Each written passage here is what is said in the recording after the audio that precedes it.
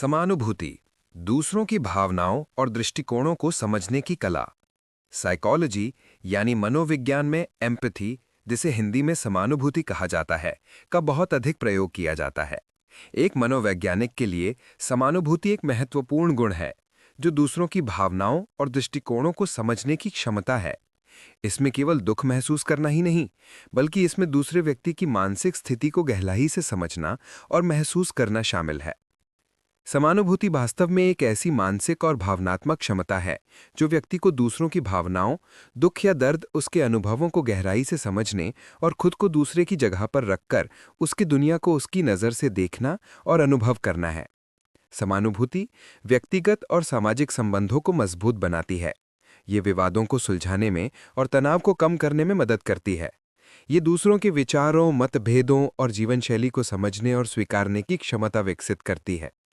समानुभूति व्यक्ति को सहानुभूति से आगे ले जाती है। ये न सिर्फ दूसरे की भावनाओं को समझना है, बल्कि उन्हें वास्तव में महसूस करना भी है। आज के दौर में रिश्ते पहले की तुलना में कहीं अधिक नाजुक हो गए हैं। ऐसा इसलिए है कि लड़का या लड़की एक दूसरे के बारे में बहुत जल्दी राय बना लेते हैं, या आज की भाषा में कहे जाए कि एक दूसरे को जज कर लेते हैं। कभी कभी पति पत्नी पारिवारिक और सामाजिक दबाव में साथ निभा भी लेते हैं, परंतु उनके रिश्ते में रोजाना झगड़े, बहस या छोटी छोटी बातों पर अनबन दिखाई देती है। यदि पति पत्नी के रिश्ते में विचारधारा, पसंद नापसंद, लहजा आदि को थोड़ा समय देते हुए समझ लिया जाए और ये तय कर लिया जाए कि कहाँ बदलाव आवश्यक है और कौन सी चीज स्वाभाविक है, तो दाम्पत्य जीवन बड़े आसानी से सहज व सुखद हो सकता है। आमतौर पर ऐसा धीरे धीरे ही हो पाता है, क्योंकि रिश्ते की असली मजबूती दिन ब दिन की समझ, धैर्य और सहयोग से बनती है। लेकिन इसकी शुरुआत तो आज से ही हो सकती है।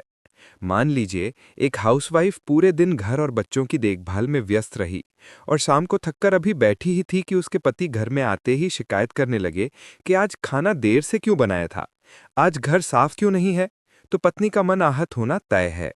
लेकिन अगर पति ये सोचे कि वो पूरे दिन घर और बच्चों की जिम्मेदारियों में लगी रही है और अब थक गई होगी, और उसकी थकान को समझते हुए वो उसकी मदद कर दे, तो पत्नी को लगेगा कि उसका साथी सचमुच उसकी भावनाओं और स्थिति को समझता है।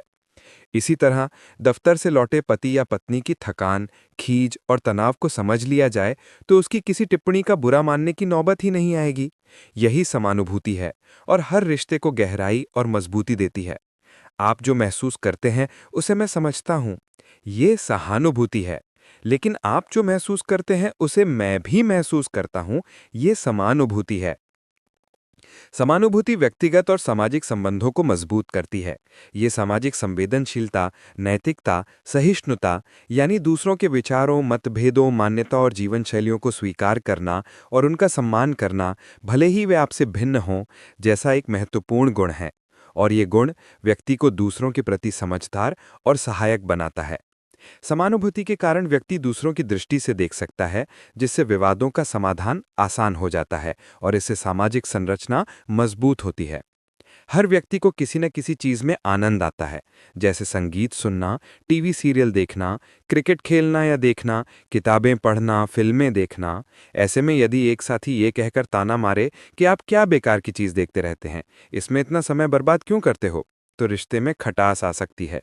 यहाँ पर समझना आवश्यक है कि हर व्यक्ति की अभिरुचियां और मन बहलाव के साधन अलग अलग हो सकते हैं। समानुभूति से रिश्तों में गहराई और समझ आती है। दैनिक झगड़ों और छोटी छोटी बातों पर अनबन कम होती है। दूसरों की भावनाओं को समझकर उनकी मदद करना आसान हो जाता है।